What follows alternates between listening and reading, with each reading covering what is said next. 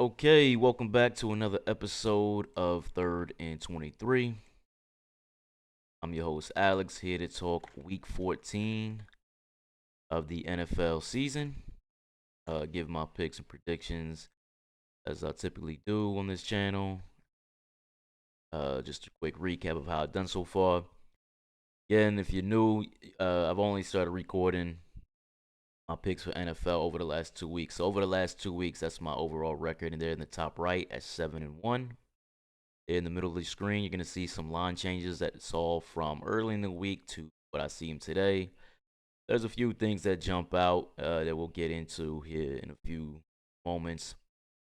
And then just a quick summary of my high stakes and low stakes play. So high stakes is essentially bigger bank. If you're thinking about your typical strategy in sports betting, your 1 to 5% bank. So high stakes would be kind of like 5% plays. Low stakes plays would be close to 1% plays, depending on how you.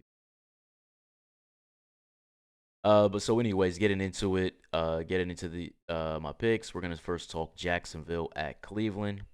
Earlier in the week, this is opened at 3. Cleveland is a 3-point favorite. Now, if you guys remember from last week, Trevor Lawrence got injured late in the game against Cincinnati. O lineman stepped on his ankle. Looked pretty bad. I was kind of surprised to see him practicing this week. He did practice in limited fashion all week. Uh, for right now, 9:40 a.m. Sunday morning. Right now, they're saying that he's expected to play. I don't think he's going to be 100%, but he's expected to play. Travis Etienne is playing, but he's banged up with a rib injury. So you got yourself a banged up backfield there in Jacksonville. That's probably part of the reason why this line moved from 3 now 1.5. On the other side, you look at Cleveland. They still haven't announced who's going to start at QB. Is it going to be Joe Flacco? Or is it going to be DTR? Now I hope they go Joe Flacco. I think he'd be the better option.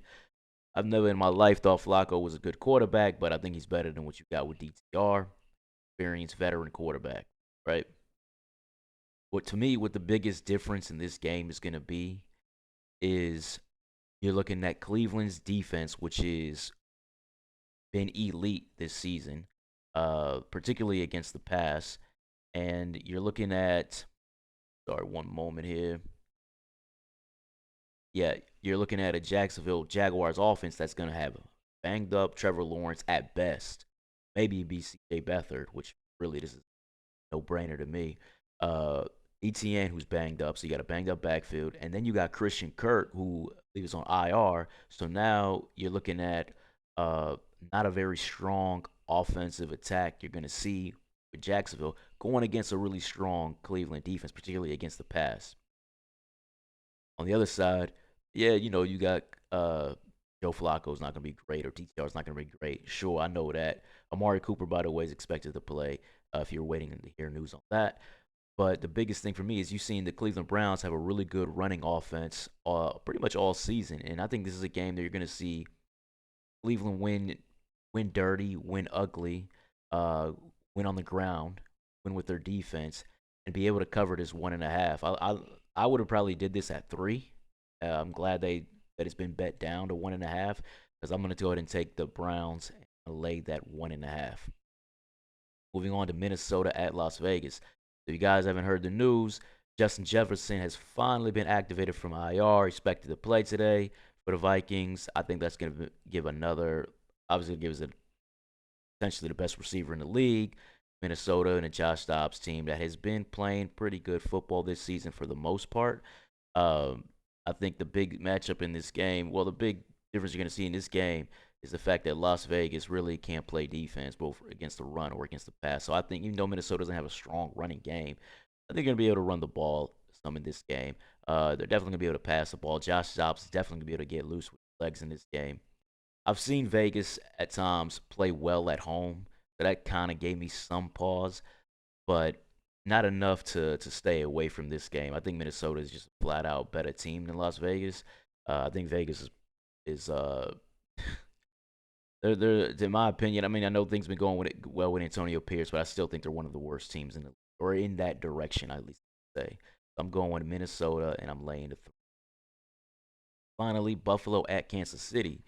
This is a game that the line in this game I don't believe it's moved. I think it's been one. Oh no no yeah, it was open at 2.5 earlier in the week. Gone down to sorry about that.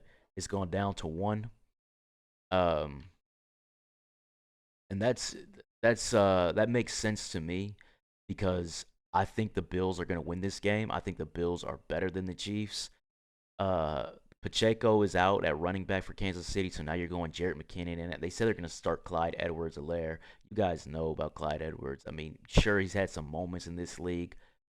Banged up running back, not that tough, in my opinion. Not going to really get it done. Against the Bills' run defense is really not that great, but against Helaire and McKinnon, uh, they might look a little better than they have this season. I think they really miss Pacheco. The passing game with Mahomes clearly has missed an alpha wide receiver all year. These guys drop passes, they don't get open, they're not consistent. It's pretty much Kelsey or bust in that passing game. Mahomes is still good enough to move the ball and all that, of course, but they're just missing something in the passing game, and it's clearly talent out wide. Well, I think Buffalo's caused some bad breaks this year. I think they're way better than the record. I mean, I'm looking at my power rankings. You guys might think I'm crazy, but on my power rankings, I've got Buffalo as the fifth best team in the league as of today. Now, of course, that could change. So you guys are gonna say, "Oh man, you're wild." I got Buffalo as the fifth best team in the league right now based on my power rankings. So I think they're gonna beat Kansas City in this game. So I've got, and then talking about a 1 point spread, all they really got to do is so those are my three high stakes plays. Cleveland laying at 1.5, Minnesota laying at 3, Buffalo. I'm just gonna money line Buffalo. I think they're gonna win straight up. So now on to my low stakes plays. Carolina at New Orleans. Now I don't like the fact that this moved up from 5 to 6 because I like this a lot better at 5. Uh, I would actually I would actually maybe consider a high stake play on this. Maybe not. I don't know, but I liked it a lot better at 5. If you can kind of buy that down to 5, I'd recommend it. It's something that I might be thinking about doing. But really, what you're looking at here is you're looking at a bad Carolina team, right? It's the worst team in the NFL. Going against Dennis Allen, who's a great defensive head coach. Earlier this season, they beat Carolina 20-17. The Saints beat Carolina 20-17, and you're like, oh, that doesn't cover the 6. And you're right, it doesn't cover the 6. Carolina scored a touchdown with like a minute left in that game to by 3. So you would have been beat by the back door. I don't think you're going to get beat by the back door this week. I think you're going to see it. Now, the Saints got issues of their own. Derek Carr, they're saying, well, is he going to give it a go? They don't know, yes or no. But Jameis Winston is more than good enough to beat Bryce Young in a head-to-head matchup anyway. So that doesn't really make much of a difference to me. I think Alvin Kamara, even though he's on his way to being washed, he's not there yet. He's going to be good enough running and catching in this game. To move the ball against this Carolina defense. That a Carolina defense is going to be on the field a long time because I don't think the Carolina offense is going to have a lot of success in this game. That's why I feel kind of confident they're laying the 6 because while I don't think the Saints are going to explode in points in this game, I think you're going to see the Saints uh, do enough in this game to win a a semi low scoring game, something like 20 to 20 to 10, 20 to 7, something like that is what I kind of see this game going. And then finally, my last low stakes play of the day, game of the week, Sunday Night Football, Cowboys at Eagles. And this is a game where I'm going to go ahead and lay the 3. I'll just put that out there right now. But well, I'm going to take Dallas, I should say, to cover. This is a game that I might buy if I can, buy a half point to make it 2.5, in case the Cowboys win by 3, just to avoid the push.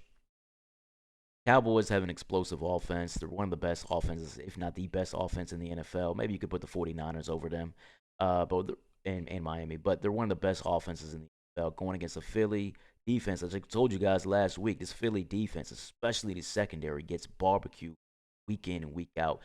Dak barbecued them in the fourth quarter the last time they played. They almost came back and won the game. They were better than them in the last game. Cowboys made some mistakes. Getting tackled at the 1-inch line at the goal line when they were scoring a touchdown when they went for it on fourth down. Dak stepping out of bounds on a 2-point conversion. Cowboys made mistakes in the last game. I don't think they're going to make those mistakes at home. Oh, which let me make correction because I screwed that up. Sorry about that. This is going to be Philly, Philly at Dallas. Uh,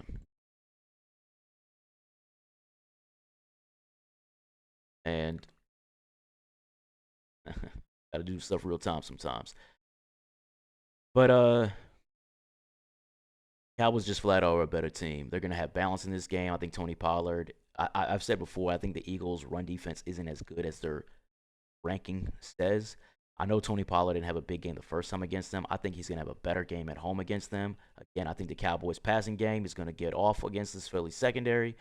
And I think Dallas is going to win this game. I think this is going to be a high scoring game because I do think the Eagles are going to move the ball. I think they're going to move the ball on the ground, particularly. Um, might see Deron Bland. He got cooked up last game against Seattle. You might see him get cooked up in this one. Maybe Devontae Smith gets off on him. But so Philly's going to score. I think it's going to be a high scoring game, but I can see Dallas winning a high scoring game. Something like, 34-27, somewhere around there. But I got Dallas, and I'm laying. So anyway, that wraps up my picks. If you look at the line changes, everything really screams out at you. I was gonna. There's two games that I was considering doing as a high stake play and a low stake play. Just throwing it out there if you guys are interested. 49ers. I was gonna do that as a high stake play back when it was 10 and a half, and even when it was 11, and then it went to 12. Man, it's at 13 now. Uh, I'm just gonna stay away from the game. I don't want to get backdoored in the game. The 49ers are gonna win. I think the 49ers are gonna win this game. By the way, Geno Smith is at a groin, and they don't really know if he's gonna play. He's game time decision. So it's probably, if it's not Geno Smith, it's gonna be Drew Lock. So just keep that in mind. And they brought up a quarterback from the practice squad. So sometimes when that happens, that lets you know that they don't think the starter's gonna start. So they brought up a Sean Mannion from the practice squad to back up Lock if Drew Lock has to start. But I stayed away from that one. If you guys want to do it, feel free. And then Texans moved from 6.5 all the way to 3.5. A lot of money going in on the Jets, and I was like, man, I'm definitely gonna do this game as a low stakes play. I was gonna take a shot at Houston on the road, but it's gonna be raining. Yeah, it's gonna be raining out there in New York. It's supposed to be some heavy rain, from what I saw. So that's gonna really mitigate the Houston passing attack, which is gonna be what's their strength. They're gonna go against a Jets secondary that's very good though, but they were gonna still hit some plays. I knew they're gonna hit some plays regardless how strong the Jets secondary is. And you don't expect the Jets offense, whoever's gonna be at quarterback, to really do much. But in the rain, man, heavy rain, I'm not gonna take the chance. The ball bounces weird ways sometimes in the rain. So I'm staying away from those bad conditions. But anyways, that wraps up my picks, predictions, and other discussion over the line changes. If you like the content, please like, follow, subscribe, all of that. And look forward to recapping this video in a couple of days. Take care.